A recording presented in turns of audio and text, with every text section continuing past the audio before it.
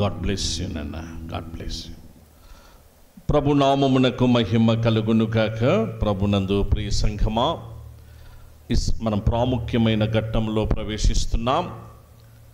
మన మధ్యలో ఈరోజు mission to the blind director garu, మన ఈ తెలుగు రాష్ట్రాలకు వారు mission to the blind organisation director garu పెద్దలు ఆర్కే రెడ్డి గారు మనందరికీ ఎంతో సుపరిచితులు. ప్రతి సంవత్సరం మన మధ్యకు వారు వస్తూ దేవుని వాక్యాన్ని అందిస్తూ వారు ఈ మిషన్ టు ది బ్లైండ్ పరిచర్యలో మంచిగా వారు అన్ని జనాంగం నుంచి వచ్చిన ప్రభు గొప్ప రక్షణ పొంది వారు మంచిగా పరిచర్య చేస్తున్నారు. దైవజనులు మన మధ్యలో ఉండడం సంతోషకరం. ఈ సమయాన వారు దేవుని వాక్యాన్ని అందించవలసిందిగా ప్రేమతో దైవజనులు ఆర్కే రెడ్డి గారిని కోరుతుంటున్నాం. పరిశుద్ధ నామానికి మహిమ కలుగును గాక. సమయనిచ్చిన దైవజనులకు, ఎగ్జిక్యూటివ్ కమిటీ వారికి, కాంగ్రిగేషన్ అంతటికి మిషన్ టు ద బ్లైండ్ పరిచర్య పక్షంగా శుభవందనాలు తెలియజేస్తున్నాను. అందులో కొరకైన పరిచర్యకు ప్రతి సంవత్సరం ఈ రీతిగా ఒక ఆదివారం ఇచ్చి ఈ పరిచర్యను ఎంకరేజ్ చేస్తున్న కుటుంబాలన్నిటికీ నేను ప్రత్యేకంగా కృతజ్ఞతలు తెలియజేస్తున్నాను. నేను మాత్రమే కాకుండా ఒక టీమ్గా మీ మధ్యలోకి రావడానికి దేవుడు సహాయం చేశారు. ఒక ఇద్దరు మిషనరీలు మిషన్ టు ద బ్లైండ్ పరిచర్య పక్షంగా ఇక్కడ పనిచేస్తున్నారు. ఫీల్డ్ మిషనరీగా సహోదరుడు వీర్రాజు, అలాగే బ్రెయిలీ డిపార్ట్మెంట్లో సహోదరుడు ఓషియాని, తను కూడా అంత సహోదరుడు. వారిద్దరు విశాఖపట్నం కాన్ఫరెన్స్కి వెళ్ళారు. వారి కుటుంబాలు మనతో ఉన్నారు. దాన్ని బట్టి నేను దేవుని స్తుతిస్తున్నాను. నాతో పాటు నన్ను తీసుకొచ్చిన సహోదరుడు కాకినాడ నుంచి మేము రావడం జరిగింది. తను కూడా ప్రమోషనల్ మిషనరీగా మిషన్ టు ద బ్లైండ్లో పనిచేస్తూ ఉన్నారు. అలాగే ఇక్కడ మిషన్ టు ద బ్లైండ్ పరిచర్యకు ఒక డివిజనల్ కమిటీ ఉంటుంది. ఆ కమిటీ కూడా సహకరిస్తుంది మనకి. డివిజనల్ కమిటీ చైర్మన్గా సహోదరి సుకన్య జైరాజ్, వారు సిఎస్ఐ అరవంది నగర్కి చెందిన సంఘానికి చెందిన వారు. వారు కూడా మన మధ్యలో ఉన్నారు. వారిని బట్టి నేను దేవుని స్తుతిస్తున్నాను. కమిటీ సభ్యులుగా సిస్టర్ స్వప్న గారు కూడా మన మధ్యలో ఉన్నారు. వారందరిని బట్టి నేను దేవుని మహింపరుస్తూ ఉన్నాను. అలాగే ప్రతి సంవత్సరం ఒక పర్యాయం మీ గృహాలకు వచ్చి ఈ మిషన్ టు ద బ్లైండ్ పరిచర్య పక్షంగా మిమ్మల్ని కలుసుకోవడానికి ఒక 5-6 కుటుంబాలు రెగ్యులర్గా మినిస్ట్రీ ఎంకరేజ్ చేస్తూ ఉన్నాయి. అలాగే ఒక 2 సిస్టర్స్ రెగ్యులర్గా మినిస్ట్రీకి సపోర్ట్ పంపిస్తూ ఉన్నారు. వారికి కూడా నేను కృతజ్ఞతలు తెలియజేస్తున్నాను. బ్రెయిలీ లిపిలోంచి ఒక 2-3 వచనాలు చదువుతాను. బ్రెయిలీ బైబిల్లోంచి మీరు గమనించాలని కోరుతూ ఉన్నాను. నిర్గమాకాండం 4వ అధ్యాయము 10వ వచనం నుంచి నేను బ్రెయిలీ లిపిలో ఉన్న బైబిల్లో చదువుతాను. మీ బైబిల్ గ్రంథంలో చూడాలని కోరుతున్నాను. అప్పుడు మోషే, ప్రభువా, ఇంతకు పూర్వమైనను నీవు నీ దాసునితో మాటలాడినప్పుడు నుండి అయినను నేను మాట నేర్పరిని కాను, నేను నోటి మాంద్యము నాలుక మాంద్యము కలవాడను అని యెహోవాతో చెప్పగా, యెహోవా, మానవునకు నోరిచ్చిన వాడు ఎవడు? మోగవానినే గాని, చెవిటివానినే గాని, దృష్టి గలవానినే గాని, గ్రుడ్డివానినే గాని పుట్టించిన వాడెవడు? యెహోవానైనా నేనే గదా. కాబట్టి వెళ్ళుము, నేను నీ నోటికి తోడయ్యుండి నీవు ఏమి పలుకోవలసినది నీకు బోధించదను అని అతనితో చెప్పెను. చిన్న ప్రార్థన చేసుకుందామండి. స్తోత్రములపై ఆసీనుడవై ఉన్న మా దేవా, నీకు వందనాలు. ఈ ఉదయకాల సమయంలో పరిశుద్ధ మందిరంలో పరిశుద్ధులతో కలిసి మిషన్ టు ద బ్లైండ్ అనే పరిచర్య పక్షంగా వీరిని కలుసుకోవడానికి ఈ ఆరాధనలో పాల్గొనడానికి, కొద్ది సమయం నీ మాటలు ధ్యానం చేయడానికి మీరిచ్చిన మంచి సమయం కొరకై మీకు వందనాలు. నాతో మాతో మీరు మాట్లాడండి. మీ వాక్కు ప్రత్యక్షత, మీ పరిశుద్ధాత్మ అభిషేకం మీరు అనుగ్రహించమని వేడుకుంటూ ఉన్నాను. నన్ను కడిగి మరుగుపరిచి, ఎవరు ఎలాంటి ఆకలి దప్పిక కొని నీ పాదాల దగ్గరికి వచ్చారో నాకు తెలియదు. అందరి అంతరంగాన్ని తేటగా చూడగలిగిన దేవుడు, నాతో మాతో మీరు మాట్లాడండి. మోషే జీవితంలోంచి కొన్ని విషయాలు మేము జ్ఞాపకం చేసుకోవాలని ఆశపడుతూ ఉన్నాం. మీ వాక్కు ద్వారా, మీ వాక్కు ప్రత్యక్షత ద్వారా మాతో మాట్లాడండి. మమ్మల్ని అందరినీ మీ స్వాధీనంలో, ఆధీనంలో ఉంచండి. మహిమ పొందండి. ఈ ప్రార్థన నా ప్రభు నీ ప్రియకుమారుడైన యేసు పరిశుద్ధ నామములో అడిగి వేడుకుంటున్నాను పరమ తండ్రి. ఆమేన్. దేవునికి మహిమ కలుగునుగాక. మరొక పర్యాయము దైవజనులకు మీ అందరికీ యేసుక్రీస్తు నామములో మిషన్ టు ద బ్లైండ్ పరిచర్య పక్షంగా శుభవందనాలు తెలియజేస్తున్నాను. ఈ మినిస్ట్రీ గురించి కొన్ని మాటలు చెప్పి తర్వాత దేవుని యొక్క వాక్యంలోకి నేను వెళ్తాను. చాలామందికి తెలుసు, మిషన్ టు ద బ్లైండ్ పరిచర్య చెన్నై కేంద్రంగా భారతదేశంలో 18 రాష్ట్రాల్లో ఈ మిషన్ టు ద బ్లైండ్ పరిచర్య పనిచేస్తుంది. 120 మంది మిషనరీలు ఈ పరిచర్యలో ఉంటా ఉన్నారు. 120 మందిలో 1/3 అంటే ఒక 40 మంది మిషనరీలు చూపులేని అందులో మిషనరీలుగా పనిచేస్తూ ఉన్నారు. దాన్ని బట్టి నేను దేవుని మహింపరుస్తున్నాను. మిషన్ టు ద బ్లైండ్ యొక్క మిషనరీ పని ఏంటి అని అంటే, ఒక సంవత్సరంలో ఒక మిషనరీ 1000 మంది చూపులేని వారిని కలుసుకోవాలి. కలుసుకుని కూర్చుని వారితో మాట్లాడి వారికి యేసు ప్రభువును పరిచయం చేసి వారికి దగ్గరలో ఉండే చర్చ్కి వెళ్ళేలాగా వారిని ప్రోత్సహించడం మిషన్ టు ద బ్లైండ్ యొక్క ప్రాముఖ్యమైన ఉద్దేశం. సెకండరీగా మిషనరీ దగ్గర ఉన్న వనరులను బట్టి, ఆ యొక్క వ్యక్తి యొక్క అవసరతను బట్టి తనకు కొంత సహాయం చేయడం, ఈ 2 ప్రాతిపదికల మీద మిషన్ టు ద బ్లైండ్ పరిచర్య పనిచేస్తూ ఉంది. Last year mission to the blind పరిచర్య పక్షంగా మన దేశంలో 31,000 మంది చూపులేని అందులను కలుసుకుని వారికి యేసు ప్రభువును పరిచయం చేయడానికి దేవుడు సహాయం చేశారు. దాన్ని బట్టి నేను దేవుని మహింపరుస్తున్నాను. ఈ సంవత్సరంలో ఒక 45,000 మందిని మళ్ళీ క్రొత్తగా కలుసుకుని వారికి యేసు ప్రభువును పరిచయం చేయాలి. అది గురి. ఆ గురి నెరవేరాలి అని అంటే మీరు ఇక్కడ ఉన్నవారు ప్రార్థన చేయాలి, సహకరించగలిగిన వారు సహకరించాలి.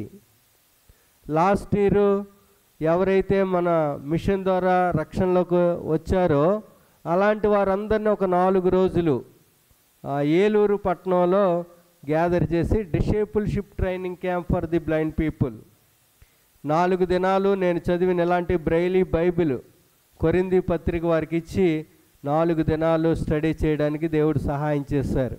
ఒక క్రీస్తు శిష్యుడిగా ఈ లోకంలో ఎలా జీవించాలి అనే అంశాన్ని వారికి 4 దినాలు బోధించడానికి దేవుడు సహాయం చేశారు.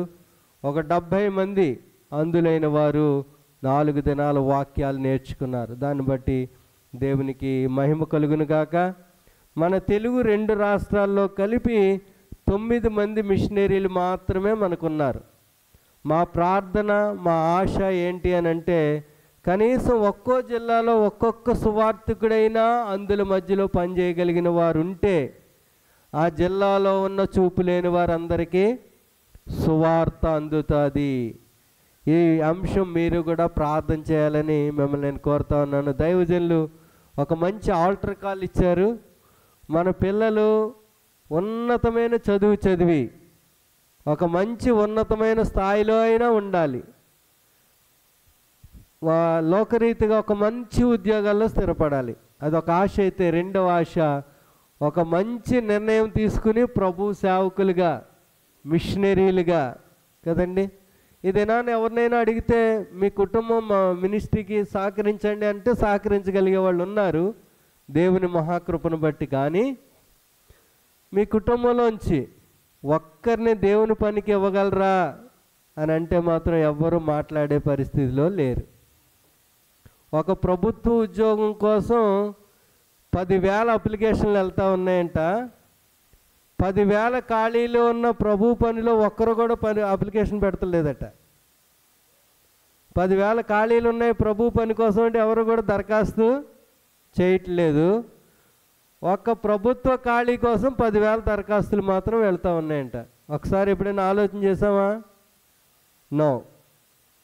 ఒకసారి ఆలోచన చేయాలి అని ప్రభు పేరిట ప్రార్థన చేస్తున్నా. అన్న ప్రార్థన ఒకసారి మన జ్ఞాపకం చేసుకుంటే, ఒక్క కుమారుణ్ణి, నువ్వు ఒక్క బిడ్డను నాకు ఇస్తే మళ్ళీ నేను నీకు తిరిగిస్తాను అన్నది నిజంగానే ఇచ్చేసింది ప్రభుకి. మొట్టమొదటి యాజకుడు, ప్రవక్త, ఇశ్రాయేలుకి మొదటి రాజు. ఎన్ని ఆధిక్యతలు వచ్చేసాయో సమూయేలు కదండి. రాజు, యాజకుడు, ప్రవక్త. అంటే ఒక బిడ్డను తిరిగి ఇచ్చేసింది దేవునికి. దేవుడు ఎంతగా బిడ్డను ఆశీర్వదించాడో కదండి. తర్వాత ఏమీ కొదువు చేయలేదు అన్నకి. దేవుడు తర్వాత 5 బిడ్డల్ని ఇచ్చాడు. దేవుని స్తోత్రం కలుగును గాక. సో మిషనరీస్ కొరత చాలా ఉంది. ప్రార్థన చేయండి. యవ్వనస్తులుగా ఎవరైనా చూపు లేని వారికి నేను సువార్త ప్రకటిస్తాను, చాలా కాలంగా ఆలోచన చేస్తున్నాను పరిచర్యకి వెళ్ళాలని ప్రార్థన చేస్తున్నాను అని అంటే మిషనరీ పరిచర్య కొరకు మిషన్ టు ద బ్లైండ్లోకి రావచ్చు. ఈ జిల్లాలో ఉన్న చూపు లేని వారికి సువార్త అందించవచ్చు. మిషనరీ గురి చాలా ప్రయాసతో కూడింది. మీరు ఒక ఊరంతా తిరిగితే ఒక 2-3 చూపు లేని వారు దొరుకుతారు. వాళ్ళు మన దగ్గర రారు, మనమే వాళ్ళ దగ్గరికి వెళ్ళి వారికి సువార్త ప్రకటించాలి. చాలా భారంతో కూడింది. అయితే మన తెలుగు రాష్ట్రాల్లో చూపు లేని వారు 5,81,000 మంది. భారతదేశంలో 100% దృష్టి లోపం కలిగిన వారు 1,50,00,000 మందిని మనకి స్టాటిస్టిక్ చెప్తా ఉన్నాయి. కాబట్టి మేము దాదాపుగా 32 సంవత్సరాలుగా మిషన్ టు ద బ్లైండ్ భారతదేశంలో పనిచేస్తూ ఉంది. ఈ 32 సంవత్సరాల్లో సెప్టెంబర్ మాసంలో మన మ్యాగజైన్లో వచ్చిన ఇన్ఫర్మేషన్ ఏంటంటే, ఈ 32 సంవత్సరాల్లో 8 లక్షల మంది చూపు లేని వారికి సువార్త ప్రకటించి యేసు ప్రభుని పరిచయం చేయగలిగాం. దేవుని స్తోత్రం కలుగును గాక.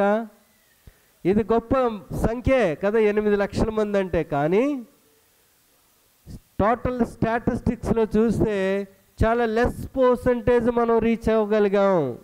1,50,00,000 మందిలో 8 లక్షల మందిని ప్రభు దగ్గర నడిపిస్తే ఇంకా 142 లక్షల మంది ప్రభు సువార్త వెళ్ళాలి.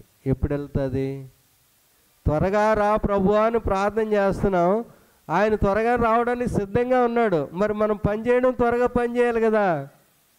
సర్వ సృష్టికి సువార్త వెళ్ళాలి ఆయన వచ్చే లోపులోనే. మనం అన్నీ దేవుడు అసలు మనం పని చేయబోవడానికి నేను అనుకుంటాను ఆయన ఇచ్చిన కంఫర్ట్సే మనం ఆయన పని చేయకుండా చేస్తున్నాయేమో. సౌఖ్యం, సుఖం, లోకాశలు కదండి, లోక సౌఖ్యాలు అనుభవిస్తూ చాలా కంఫర్టబుల్ జోన్లో ఉన్నాం కాబట్టి ప్రభు పని ప్రయాసతో చేయలేకపోతా ఉన్నామేమో.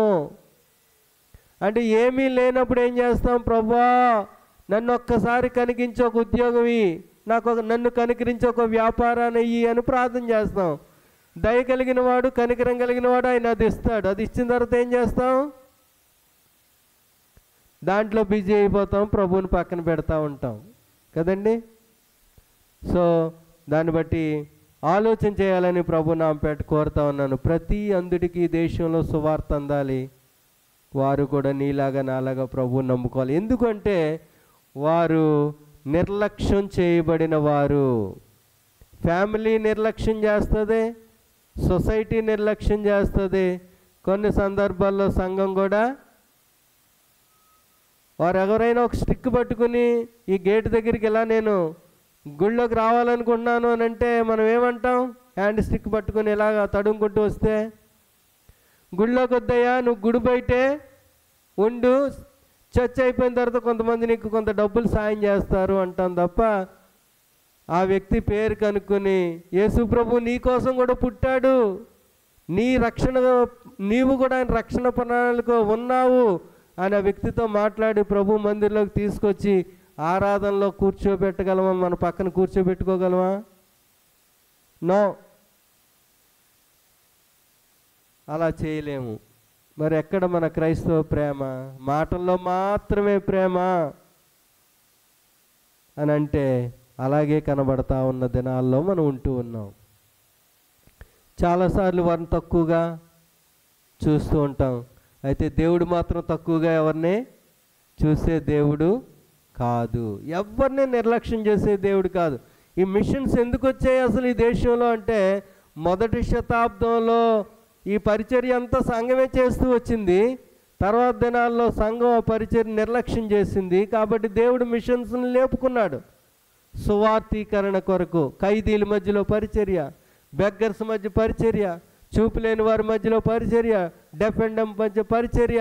ఎందుకు ఇవన్నీ వచ్చాయి అని అంటే, దేవుడు ఏ యొక్క ఆత్మ కూడా నశించిపోవడం ఆయన చిత్తం కాదు.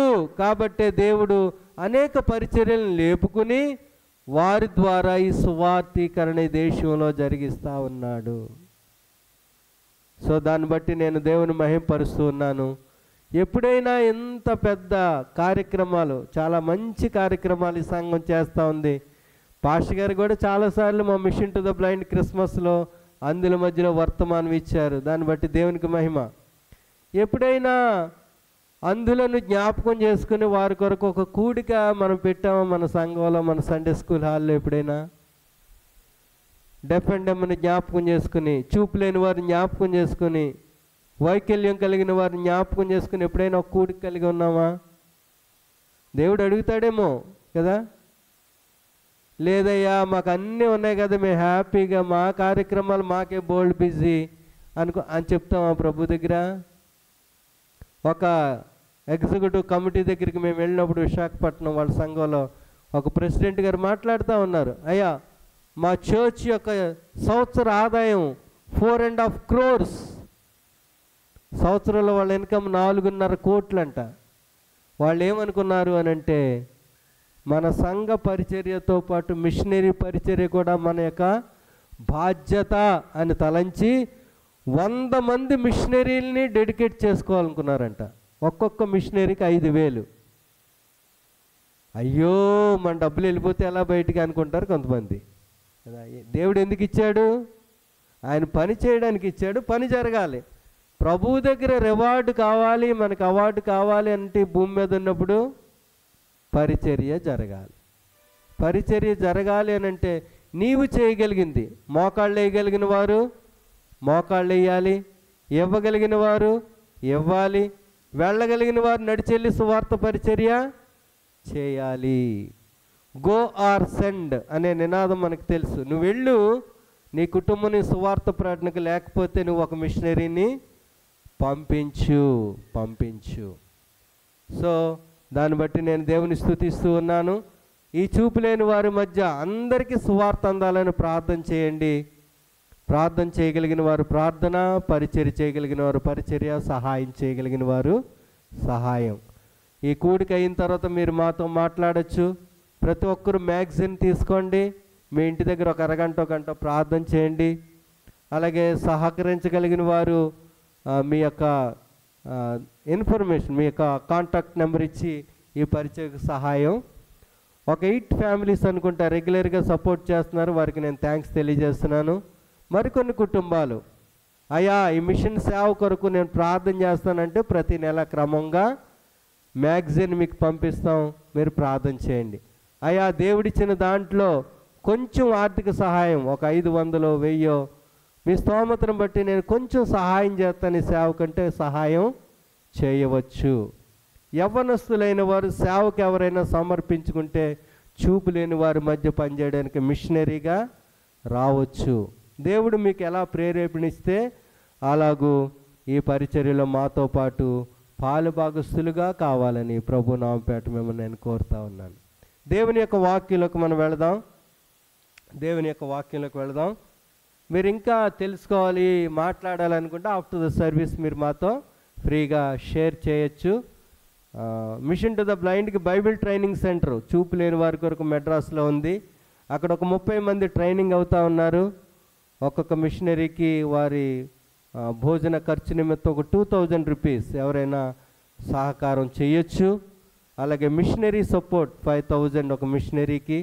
మీ కుటుంబ పక్షంగా మన సౌత్ ఇండియాలో కానీ నార్త్ ఇండియాలో కానీ ఒక మిషనరీని పోషించవచ్చు, సంఘపక్షంగా పోషించవచ్చు. ఆలోచన చేయాలని ప్రభు నామపేట కోరుతూ ఉన్నాను. ప్రార్థన చేయగలిగిన వారు ప్రార్థన చేయండి. దేవుని యొక్క వాక్యాలకు మనం వెళదాం. నిర్గమాకాండం 4వ అధ్యాయాన్ని తీసుకుని మేము ముందు పెట్టుకోవాలని కోరుతూ ఉన్నాను. నిర్గమాకాండం 4వ అధ్యాయము 1 నుంచి 12 వరకు కొన్ని భాగంలో మనం చూసినప్పుడు చాలా విలువైన మాటలు మనం ఇక్కడ చూస్తాం. ఆ భాగంలోకి వెళ్ళే ముందు ఒక వచనం నేను చదువుతున్నాను, గమనించాలని కోరుతూ ఉన్నాను. ఇలాంటి బైబిల్స్ అందులైన వారికి మనం అందజేస్తుంటాం.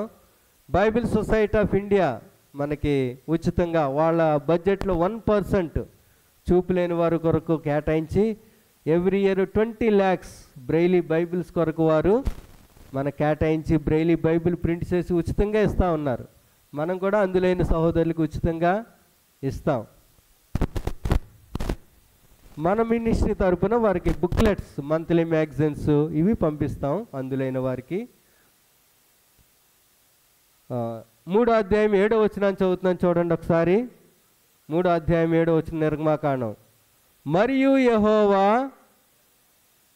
ఇట్లా నేను ఐగుప్తులోనున్న నా ప్రజల బాధను నిశ్చయముగా చూచి తిని పనులలో తమ్మును కష్టపెట్టు వారిని బట్టి వారు పెట్టిన మొరను వింటిని. వారి దుఃఖములు నాకు తెలిసే ఉన్నవి. కాబట్టి ఐగుప్తీయుల చేతిలో నుండి వారిని విడిపించుటకును ఆ దేశములో నుండి విశాలమైన మంచి దేశములోనికి అనగా కనానులోనికి, కనానీయులు, హిత్తీయులు, అమోరీయులు, పెరిజ్జీయులు, హివ్వీయులు, యెబూసీయులు నివాస స్థలమైన పాలు తేనెలు ప్రవహించు దేశములోనికి వారిని నడిపించుటకును దిగి వచ్చి ఉన్నాను. దేవునికి మహిమ కలుగును గాక.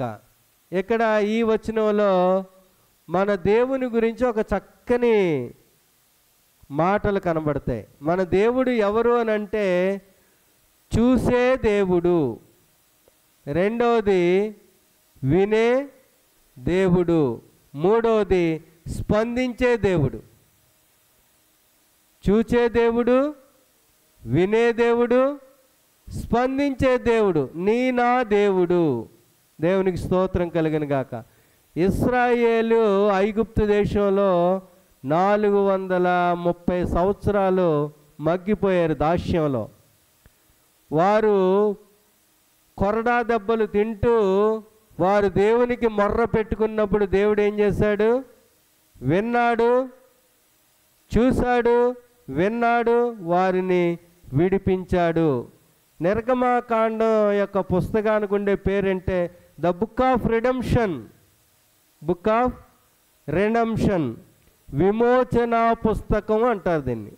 ఎందుకు విమోచన పుస్తకం అంటారు అనంటే ఐగుప్తు అనే దాసత్వం నుంచి ఇశ్రాయేలు ప్రజలను నడిపించిన దేవుడు చేసిన గొప్ప కార్యాలు ఈ గ్రంథంలో చూస్తాం.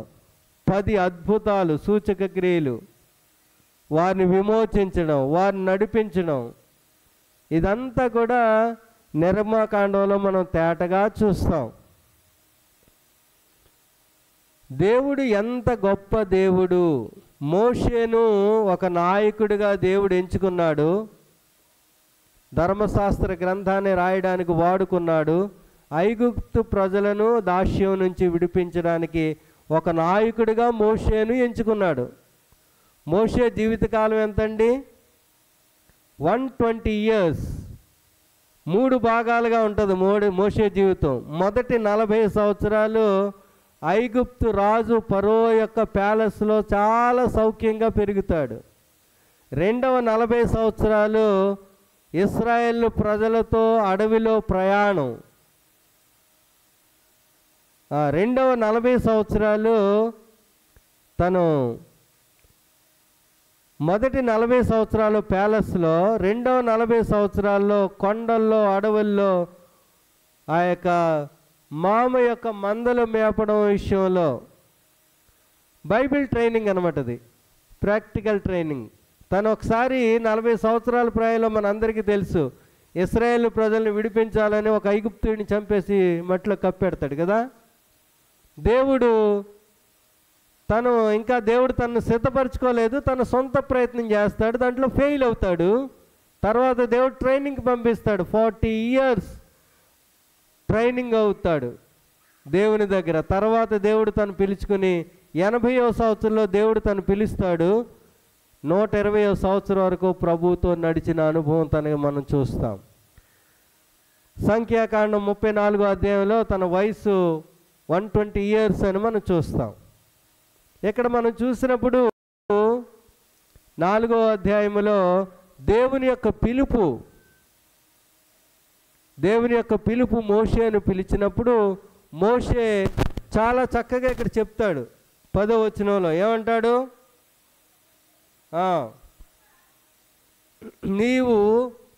ఏమంటాడు? నీ దాసునితో మాట్లాడినప్పుడు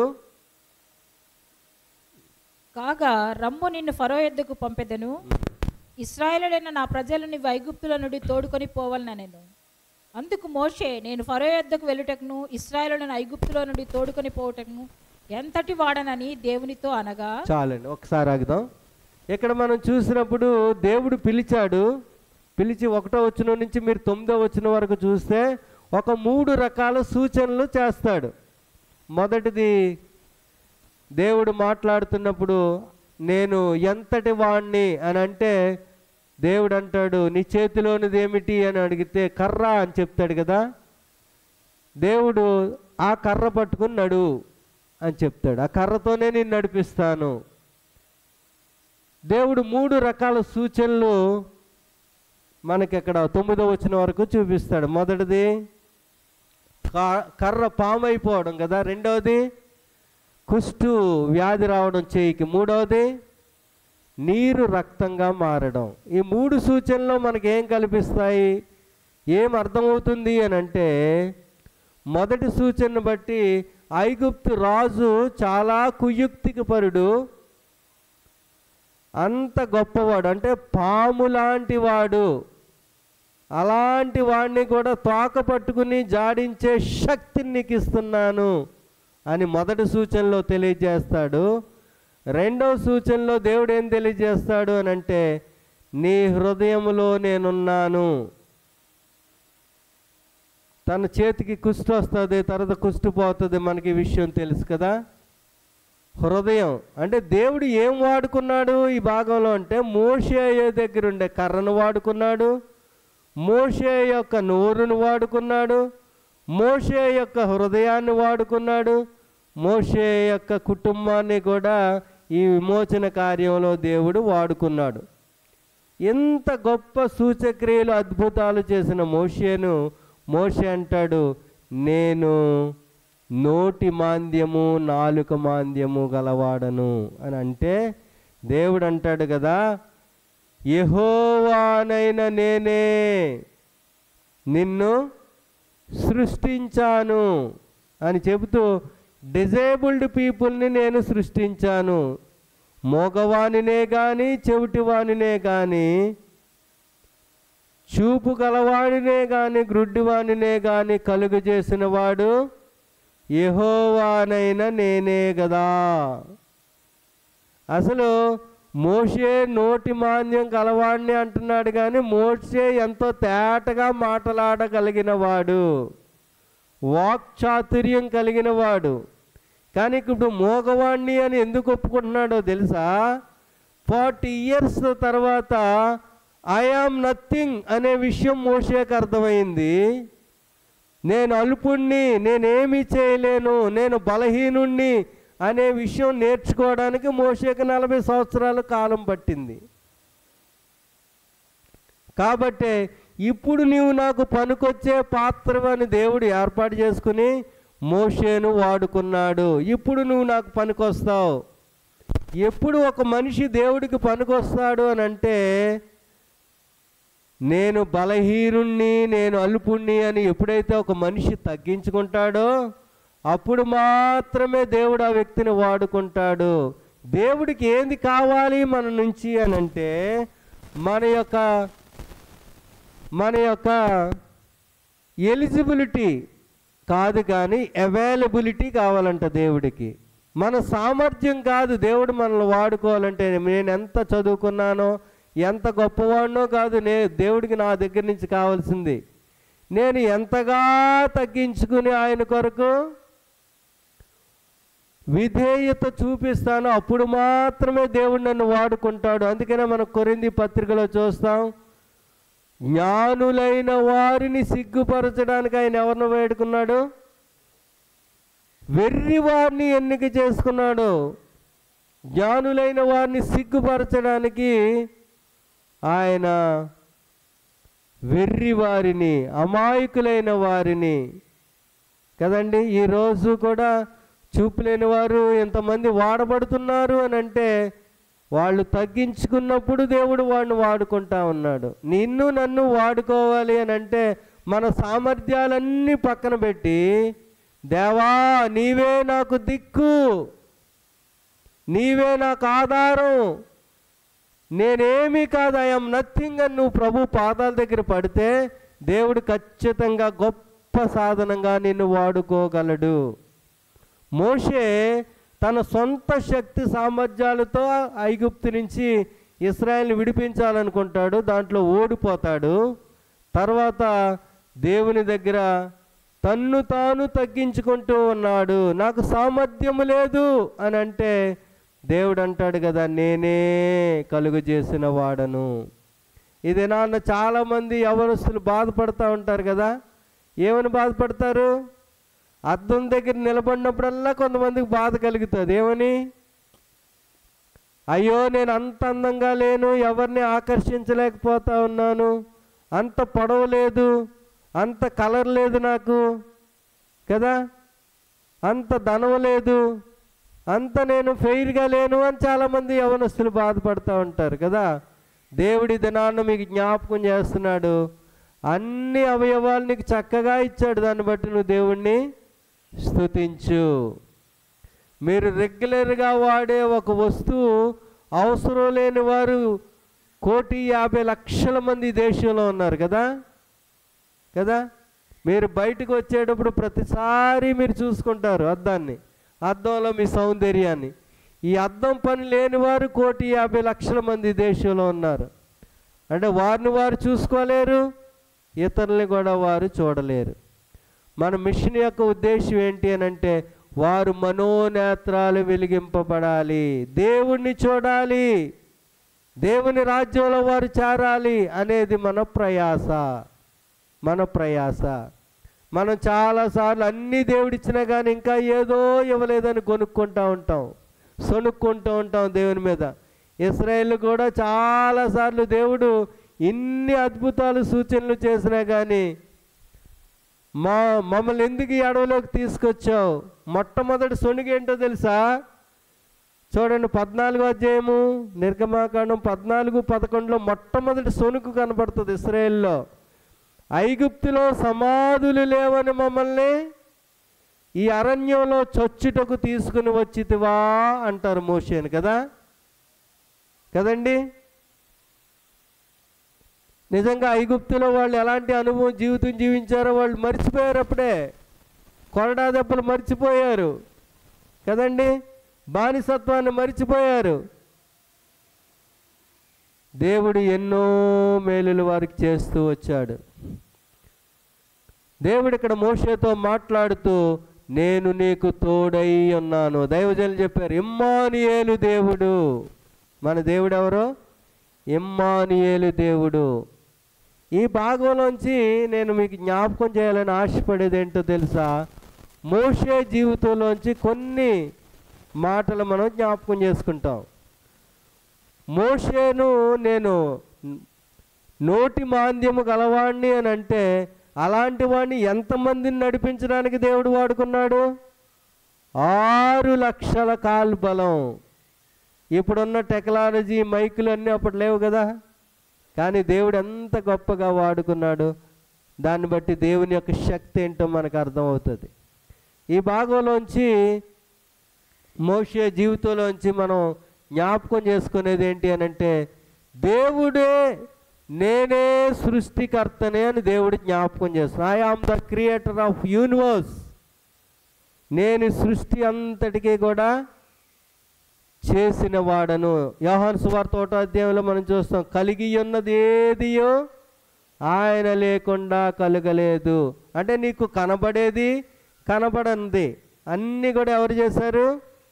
దేవుడే చేశాడు.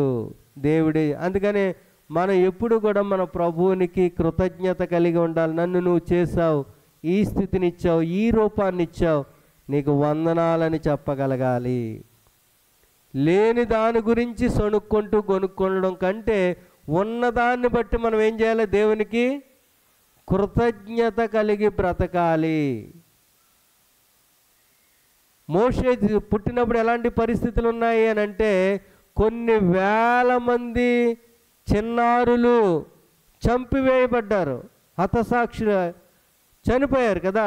నైలు నదిలో ఎన్నో వేల మంది పిల్లలు చనిపోయారు మోషే పుట్టినప్పుడు. కానీ మోషేని మాత్రం దేవుడు బ్రతికించాడు. అలాగే యేసు ప్రభు పుట్టిన దినాలు మనం జ్ఞాపకం చేసుకుంటే హేరోదు ఆజ్ఞ ప్రకారంగా కొన్ని వేల మంది పిల్లలు చంపబడ్డారు. కానీ యేసయ్య మాత్రం సజీవుడిగా బ్రతికింపబడ్డాడు. గాడ్స్ ప్లాన్ మనకు అర్థం కాదు. కరోనా 3 సంవత్సరాల్లో కొన్ని వేల మంది పోయారు. నిన్ను నన్ను దేవుడు ఉంచాడు. ఎందుకు ఉంచాడు? దెబ్బలాడుకోమనో, అశాంతిగా బ్రతకమనో, సంపాదించుకోమనో, సాధించమనో కాదు. దేవుడు నిన్ను నన్ను ఎందుకు ఉంచాడు అని అంటే ఆయన పని కొంత ఉంది, నువ్వు నేను చేయవలసింది. ఆ పని కోసం బ్రతికించి ఉంచాడు. మనం గొప్పవాళ్ళమనో, తెలివైన వాళ్ళమనో, డబ్బుండేవాళ్ళమనో కాదు. ఆయన పని కొరకు ఒక చిన్న సాధనంగా మనం వాడబడాలి అని దేవుడు మనల్ని సజీవులుగా ఉంచాడు. అది మనం జ్ఞాపకం చేసుకుంటున్నామా? నో. జ్ఞాపకం చేసుకోవాలని దేవుడి దినాన మనకి జ్ఞప్తికి తెస్తా ఉన్నాడు. ఈ భూమి మీద ఎవరైనా అవిటివారు పుడితే, ఒక కాళ్ళు లేనివాడో కళ్ళు లేనివాడో డిపెండ్ ఒక అవిటివాడు పుడితే ఈయన నా కొడుకు, ఈమె నా కూతురు అని చెప్పుకోవడానికి మనం సిగ్గుపడతాం, అవమానపడతాం కదా, వాళ్ళని దాచిపెడతాం. కానీ దేవుడు నేనే వారిని పుట్టించాను అని ఒప్పుకున్నాడు పరలోకపు తండ్రి. భౌతికంగా మనం ఒప్పుకోవడానికి ఎంతో సిగ్గుపడతా ఉంటాం కదా, సిగ్గుపడతా ఉంటాం. అసలు అవయవం లేనివాడు అంటే వాడు ఎందుకు పనికిరాడు? మా తమ్ముడు అన్నయ్యని స్కూల్లో జాయిన్ చేశారు. మేము 3 అన్నదమ్ములు. ఒకనొక దినాన్న నాకు 7వ సంవత్సరం ప్రాయం, 1982వ సంవత్సరంలో ఒక ఉపాధ్యాయుడు నన్ను చూసి, అమ్మాయి ఈ అబ్బాయిని బడిలో ఎందుకు వేయలేదు, బడి వయసు ఉంది కదా అని అంటే, వీడు కళ్ళు లేవండి ఎందుకు పనికిరాడు, అందుకని బడిలో కూడా వేయలేదు. దేవుడు ఎంత గొప్పవాడో తెలుసా అండి. మా కుటుంబాలన్నిట్లో, మా తాతలు, మా తండ్రులు, మా కుటుంబాలన్నిట్లో మొట్టమొదటిగా దేవుడు నన్ను రక్షించుకున్నాడు. మా కుటుంబాలన్నిట్లో మొట్టమొదటి క్రైస్తవ వివాహం నా వివాహం. మా అన్నదమ్ములు, ఒక అన్న ఒక తమ్ముడు, వాళ్ళు కూడా ప్రభుత్వ ఉద్యోగాలు చేస్తున్నా కానీ నాకంటే వాళ్ళ జీవితం తక్కువే. అంత మాత్రమే కాదు, వాళ్ళు కేవలం ఐటీఐ చదువుకుని ఏదో ఉద్యోగాలకు వెళ్ళారు, కానీ దేవుడు ఎంఏ బీఈడి చదవడానికి దేవుడు నాకు సహాయం చేశాడు. అల్పుడు, వీడెందుకు పనికిరాడు అనుకున్నారు ఒకప్పుడు. దేవుని చేతిలో పడినప్పుడు దేవుడు గొప్ప సాధనంగా చేసుకున్నాడు. సంవత్సరానికి ఇలా 30 ఆదివారాలు మిషన్ టు ద బ్లైండ్ పరిచయ పక్షంగా వాలంటరీగా 1998లో నా జీవితాన్ని వాలంటరీగా సమర్పించుకున్నాను ఈ పరిచర్యకి. గత 26 సంవత్సరాలుగా దేవుడు నడిపిస్తూనే ఉన్నాడు. ఈ సంఘంలోకి మొట్టమొదటి వచ్చి ఎప్పుడు మాట్లాడడం ఎవరికైనా గుర్తుందండి? 2005లో మొట్టమొదటిగా ఈ సంఘంలో మాట్లాడాం. ఐజా గారు పాస్టర్ గారు ఉన్నారు, సురేష్ గారు సెక్రటరీగా ఉన్నారు. అప్పట్లో ప్రతి సంవత్సరం జనవరి 2వ ఆదివారం mission to the blind Sunday. ఆ దినాన్న నేను అసలు మాట్లాడడానికి రాలేదు. నేను కేవలం ఇంటర్ప్రిటేషన్ చేయడానికి కోయంబత్తూరు నుంచి మా మిషన్ డైరెక్టర్ వచ్చారు, నేను తెలుగులో తర్జుమా చేయడానికి వచ్చాను. అప్పట్లో సెక్రటరీ అన్నారు, తెలుగులోనే డైరెక్ట్గా మెసేజ్ ఉంటే బాగుంటుందండి అని అంటే, నువ్వు మాట్లాడు బ్రదరు అన్నారు అనమాట నన్ను. అయ్యో నేను ఎక్కడ మాట్లాడగలను అంటే, మాట్లాడు పర్వాలేదు తెలుగులోనే అంటే, మొట్టమొదటిగా ఆ దినాన్న మన సంఘంలో మాట్లాడడం జరిగింది. నాటి నుండి నేటి వరకు ఆ దినాన్న మా డైరెక్టరు, ఇక మీదట ఆంధ్ర తెలంగాణలో ఎక్కడ చర్చ్ బుక్ అయినా మీరు వెళ్ళండి బ్రదర్, నేను రానని ఆ రోజే ఈ బాధ్యత అప్పగించారు. దేవుని స్తోత్రం కలుగును గాక. ఎంత గొప్ప దేవుడు ఆధిక్యత ఇచ్చాడు ఒక అంధునికి, ఒక అభాగ్యుడు, ఎందుకు పనికిరాని వ్యక్తిని. అంటే దేవుడు మనం తగ్గించుకున్నప్పుడు దేవుడు మనల్ని వాడుకుంటాడు. నేను ఎక్కడికి వెళ్తున్నానో, ఏ పరిచర్య జరుగుతుందో రెగ్యులర్గా దైవజనులకి, ఫ్రాన్సిస్ గారికి, సీఎం సునీల్ గారికి వీళ్ళకి మెసేజ్ వస్తుంటుంది. నా యొక్క పరిచర్య అంతా కూడా వాళ్ళకి రిపోర్ట్ పెడతా ఉంటాను ప్రతి వారం. దేవుడు అలాగే మన రాష్ట్రం అంతా వెళ్తుంటుంది. రాష్ట్రం అంతట్లో ఒక 140 మంది ప్రార్థించే యోధులు ఉన్నారు, వారందరికీ వెళ్తూ ఉంటుంది. దేవుని స్తోత్రం కలుగును గాక. ఇక్కడ మనం చూసినప్పుడు మోషే జీవితంలో వచ్చి, దేవుడు సృష్టికర్త, నిన్ను నన్ను సృజించాడు. వైకల్యం కలిగిన వారిని కూడా దేవుడే సృష్టించారు. వారికి కూడా సువార్త అవసరం, వారు కూడా రక్షణలోకి రావాలి. వారి కొరకు నేనేం చేయగలుగుతున్నాను?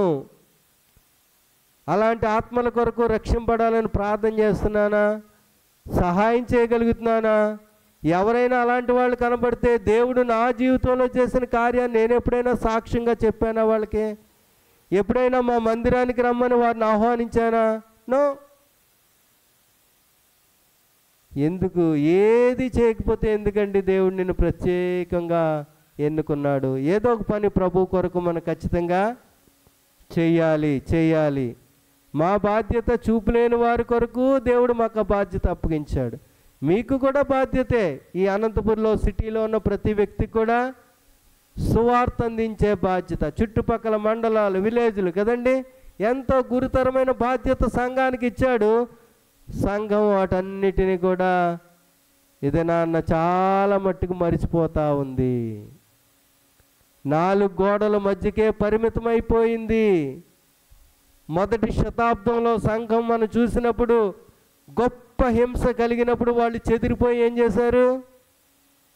అంత బాధ పెట్టాడు దేవుడు అని దేవుడిని మర్చిపోయారా? నో. గొప్ప హింస కలిగినప్పుడు వాడు చెదిరిపోయి అన్ని ఖండాలకు వెళ్ళిపోయి అక్కడ సువార్త ప్రకటించేశారు. దేవుని స్తోత్రం కలుగును గాక. ఇక్కడే ఉండండి అంటే వాళ్ళు అక్కడే ఉండడానికి కంఫర్ట్గా ఉంది, నేను కదలను అన్నట్టుగా వాళ్ళు ఉండిపోతే దేవుడు ఏం చేశాడంటే, దేవుడే గొప్ప హింసను కలుగజేసి వాళ్ళందరినీ చెదరగొట్టేశాడు అనమాట. అప్పుడు వాళ్ళు ఎక్కడికి వెళ్ళారు? అక్కడ సువార్తీకరణ జరిగింది. నిజంగా సువార్తీకరణలో చాలా వ్యతిరేకత నేటి దినాల్లో మనం చూస్తూ ఉన్నాం. కొన్ని సమయాల్లో ఈ వ్యతిరేకత ఎందుకు అని అంటే, దేవుడు నెమ్మదిగా డోర్స్ క్లోజ్ చేస్తూ ఉన్నాడు. సువార్తీకరణకి చాలా కాలం డోర్లు తెరవబడి ఉన్నాయి. అప్పుడు మనం నిర్లక్ష్యంగా ఉన్నాం. ఇప్పుడు డోర్స్ క్లోజ్ అవుతూ ఉన్నాయి. ఇప్పుడు బాధపడుతూ ఉన్నాం. ఇప్పుడైనా చేయవలసిన పని ఏంటో తెలుసా? దేవుని దగ్గర పశ్చాత్తాపడి విజ్ఞాపన చేస్తే దేవుడు మళ్ళీ గొప్ప కార్యాలు మన ద్వారా జరిగిస్తాడు. మోషేను గురించి దేవుడు ఏం సాక్ష్యం చెప్తాడో తెలుసా? మోషే నా పరిచారకుడై ఉండి నా ఇల్లంతటిలో నమ్మకమైన వాడు. హెబ్రీయులకు రాసిన పత్రిక 3వ అధ్యాయం 5వ వచనంలో మనం ఆ మాట చూస్తాం. మోషే నా ఇల్లంతటిలో నమ్మకమైన వాడు. ఒక మంచి స్టేట్మెంట్. అబ్రహాం గురించి ఏమంటాడు దేవుడు? ఆదికాండం 15:6, అలాగే రోమిలకు రాసిన పత్రిక 4వ అధ్యాయం 3వ వచనంలో, గలతీ పత్రిక 3వ అధ్యాయం 6వ వచనంలో, కీర్తనలో 106:31 వచనంలో ఏమంటాడో తెలుసా? అబ్రహాము దేవుని నమ్మెను, ఆయన అది అతనికి నీతిగా. అంటే దేవుడు అబ్రహాముని నీతిమంతుడిగా పిలిచాడు, మోషేని నమ్మకస్తుడిగా పిలిచాడు, యోబుని ఏమని పిలిచాడు? యథార్థవంతుడు అని పిలిచాడు కదా. దేవుడిచ్చిన సాక్ష్యం, మనం ఇచ్చిన సాక్ష్యం కాదు. మనం పెద్ద సాక్ష్యం చెప్పచ్చు దేవుడి కోసం, దేవుడు చేసిన మేళ్ళ కోసం. అయితే దేవుడు కూడా నీ గురించి ఒక మంచి మాట చెప్పాలి. ఇతడు నా కొరకు నమ్మకంగా బ్రతికాడు, తన జీవితంలో నా కొరకు ఒక నిర్ణయం చేసుకున్నాడు, యథార్థంగా బ్రతికాడని కానీ, నమ్మకస్తుడిగా జీవించాడని కానీ, విశ్వాసాన్ని కాపాడుకున్నాడని కానీ, నీతిమంతుడని కానీ, ఏదో ఒక మంచి మాట నీ గురించి నా గురించి ప్రభు చెప్పాలి. ఒకవేళ ఆయన తిరిగి వచ్చి ఆయన్ని ఎదుర్కొనే దినాన్న ఆ మంచి మాటే కానీ నీ గురించి నా గురించి రాకపోతే ఇన్ని సంవత్సరాలు చేసిన ఈ భక్తంతా కూడా వ్యర్థమే. దేవుడు 2 మాటలు చెప్తాడండి. ఆయన గ్రూప్స్గా డివైడ్ చేసి పీపుల్ అందరినీ 2 మాటలు చెప్తాడు కదా. 2 మాటలు చెప్తాడు. 2 మాటలు మనకి ఎక్కడ కనబడతాయా? మత్తయి సువార్త 25వ అధ్యాయంలో 31 నుంచి 44 వరకు ఉన్న భాగంలో మనం చూస్తాం. ఆ భాగం, ఒక గుంపుని చూసి, నా తండ్రి చేత ఆశీర్వదింపబడిన వారులారా, భూమి పుట్టినది మొదలుకొని మీ కొరకు నిర్ణయించబడిన ఈ రాజ్యములో ప్రవేశించండి అంటాడు. ఇంకొక ఎడం వైపు ఉన్న గుంపుని చూసి ఆయన ఏమంటాడు? శపించబడిన వారులారా, మీ కొరకు సిద్ధపరచబడిన నరకానికి పొండి అంటాడు. ఆ మాట అనడానికి కొలబద్ద ఏంటో తెలుసా? 25:40 వచనంలో ఉంటుంది కొలబద్ద.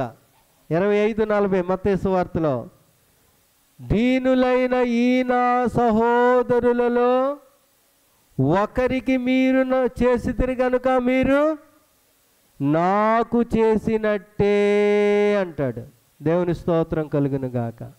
ఎప్పుడైనా చేసామా? ఎవరికైనా దీనులైన వారికి భోజనం పెట్టామా? ఒక జత బట్టలు ఇచ్చామా? సువార్త చెప్పామా? ఏమైనా చేసామా? చేసి ఉంటే అది పరలోకపు అకౌంట్లో క్రెడిట్ అయ్యి దేవుడు నీకు రెట్టింపు దీవెన ఇస్తాడు.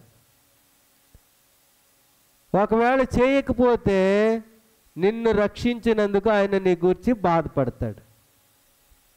ఎడంవైపు కుడివైపు అనే 2 గుంపులుగా ప్రజలందరినీ చేయబోతా ఉన్నాడు దేవుడు. ఏ గుంపులో ఉండాలనుకుంటున్నావో ఆ నిర్ణయించుకునే స్వేచ్ఛ కూడా దేవుడు నీకు ఇచ్చాడు. ఈ భూమి మీద ఉన్నప్పుడు నీవే నిర్ణయించుకోవాలి. నీ క్రియలు, నీ విశ్వాసం, నీ బ్రతుకు నీకు నిర్దేశాన్ని ఇస్తుందా ఏ గుంపులో ఉండాలి అనేది. ఎప్పుడైనా చేసాము అలాగా? దీనులైన వారికి, వైకల్యం కలిగిన వారికి చేయగలిగితే అది పరలోకపు అకౌంట్లో ఉండి దేవుడు ఒక రోజు నిన్ను అప్రిషియేట్ చేస్తాడు. ఒకవేళ చేయకపోతే దేవుడు ఈరోజు నీకు జ్ఞాపకం చేస్తున్నాడు. అలాంటి వారి కొరకు చెయ్యి. సువార్త చెప్పగలిగితే సువార్త చెప్పు, లేకపోతే వెళ్ళేవాళ్ళు ఉంటే పంపు, సహాయం చేయగలిగితే సహాయం చేయి. ఒక ఆత్మ నీ ద్వారా ప్రభు దగ్గరికి వస్తే నిత్యత్వంలో గొప్ప బహుమానం ఉంటుందని దేవుడు మనకి జ్ఞాపకం చేస్తూ ఉన్నాడు. మోషే జీవితంలోంచి దేవుడు కొన్ని విషయాలు మనకి జ్ఞాపకం చేస్తూ ఉన్నాడు. మోషే తగ్గింపు, దీనత్వం, మోషే ద్వారా దేవుడు చేసిన అద్భుతాలు, సూచక్రియలు. అంత మాత్రమే కాదు, మిమ్మల్ని అందరినీ సృష్టించిన వాడును నేనే అని దేవుడు చెప్తా ఉన్నాడు. అంత మాత్రమే కాదు, మీకు తోడుగా ఉంటానని సెలవిచ్చిన దేవుడు. 2024లో మనకు తోడుగా ఉన్న దేవుడు 25లో కూడా మనకి తోడుగా ఉంటానని వాగ్దానం చేస్తూ ఉన్నాడు. కొన్ని సమయాల్లో మనకి పెళ్లి సమయంలో పెళ్లి సమయంలో నీకు తోడుగా ఉంటానని ప్రమాణం చేస్తారు కదా ఒకరికొకరు. కోర్స్ ఉంటారు, ఒక్కొక్కసారి ఉండరు. కానీ దేవుడు మాత్రం రౌండో క్లాక్ మనకు తోడుగా ఉంటాడు. అలాంటి దేవుడు నువ్వు నేను కలిగి ఉన్నాం. చూపు లేని వారికి మేము సువార్త చెప్పినప్పుడు నమ్ముకో యేసు ప్రభువుని ఎన్నే కళ్ళు వచ్చేస్తాయని చెప్పం. కానీ నీ సమస్యలు నీతోనే ఉంటాయి. కానీ ఆ సమస్యల్లో నడిపించగలిగిన శక్తిమంతుడి దేవుడు. ఈ భౌతిక జీవితాన్ని ఒక రోజు నువ్వు విడిచిపెడతావు. ఇది విడిచిపెట్టిన తర్వాత నిత్యత్వమైన పరలోకం వెళ్ళాలి అని అంటే రక్షకుడైన యేసయ్యను అంగీకరించాలి, నీ హృదయంలో ఆయనకు చోటు ఇవ్వాలి అనే సువార్తమానాన్ని అంధులైన వారికి మేము ప్రకటిస్తూ ఉన్నాము. మీరు కూడా మీ కుటుంబాల్లో ఉన్న వారికి, మీ ఇరుగుపోరు వారికి ప్రకటించే బాధ్యత మీకు ఇచ్చాడు. మనం సువార్త భాగంలో చూస్తాం, ద్రాక్షావనంలో అంజూరపు చెట్టు ఒకటి ఉంది అని కదా. నువ్వు ఉన్న ఏరియాలో నువ్వే అంజూరపు చెట్టువి. దేవుడు నిన్ను అకౌంట్ అడుగుతాడు కదా. నువ్వు ఉన్న ఏరియాలో నిన్ను ఒక విశ్వాసిగా ఎందుకు ఉంచాడు, రక్షించాడు అని అంటే అంజూరపు చెట్టుగా ఫలించాలి, దేవుని కొరకు పని చేయాలి, ప్రయాసపడాలి. అలాంటి అనుభవంలోకి ప్రతి వ్యక్తి నడిపించబడాలని ఆశపడుతూ దేవుడిచ్చిన మంచి సమయాన్ని బట్టి నేను దేవుని స్తుతిస్తూ మరో పర్యాయం దైవజనులకు, ఎగ్జిక్యూటివ్ కమిటీకి మీ అందరికీ వందనాలు, థ్యాంక్స్ తెలియజేస్తున్నాను.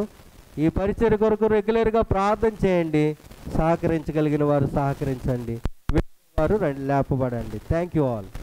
చక్కటి దైవ సందేశం అందించినటువంటి దైవజనులు, mission to the blind director garu R K Reddy గారికి ప్రత్యేకంగా సంఘపక్షంగా కృతజ్ఞతలు, వందనాలు తెలియపరుస్తున్నాం. అనేటువంటిది మిషనరీ యొక్క ఆర్గనైజేషన్. ఏ మిషనరీ ఆర్గనైజేషన్ అయినా కూడా అది దాని యొక్క మోటో ప్రిలరా ఏంటంటే గో ఆర్ సెండ్. వెళ్తామా పంపుదామా, వెళ్ళనన్నా వెళ్ళాలి, పంపనన్నా పంపాలి. మనం ఎంత ధన్యులమంటే హ్యాపీగా ఆదివారం మంచి చర్చి కలిగి ఉన్నాం, మంచిగా మనం అన్నీ కలిగి ఉన్నాం, ఏది తక్కువ లేకుండా మనం ఆదివారము హ్యాపీగా చర్చికి వస్తున్నాం. అన్నీ మనం తిరిగి మన ఇంటిలో ఏ కార్యక్రమాలైనా, సంఘం ద్వారా జరిగే కార్యక్రమాలైనా అన్ని సెలబ్రేషన్స్ చేసుకుంటున్నాం, అంతా బాగుంది, ఏమీ తక్కువ కాకుండా మనము మంచిగా ఉంటున్నాం.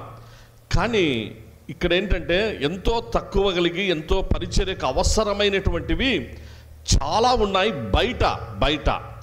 మనము సంఘము ఎస్టాబ్లిష్ చేయబడింది, సంఘ స్థాపన జరిగిందంటే మిషనరీస్ యొక్క పాత్రను బట్టే జరిగింటుంది పిల్లరా. వారి సమర్పణ, వారు వాక్యం అందించి రక్షణలోనికి అనేక మందిని మనలాంటి వాళ్ళని నడిపిస్తే మనమందరము సంఘంలోని చర్చిలోనికి వచ్చాం. కనుక వెళ్దామా, మనమే వెళ్ళి పరిచర్య చేద్దాం పదండి అంటే మనకున్న దేవుడు మనకిచ్చిన తలాంతులను బట్టి, ఒకవేళ ఆయా పరిస్థితులను బట్టి మనం వెళ్ళలేకుండా ఉన్నాం, సంఘంగా మనకు కష్టం ఉంది కాబట్టి ఇప్పుడు ఏం చేయాలంటే పంపాలి. చేయగలిగినటువంటి వాళ్ళు ఇదిగో అలాంటి mission to the blind director garu ఇలాంటి వాళ్ళు ఉన్నారు, వారు చేస్తారు చూపు లేని వారి మధ్య పరిచర్య.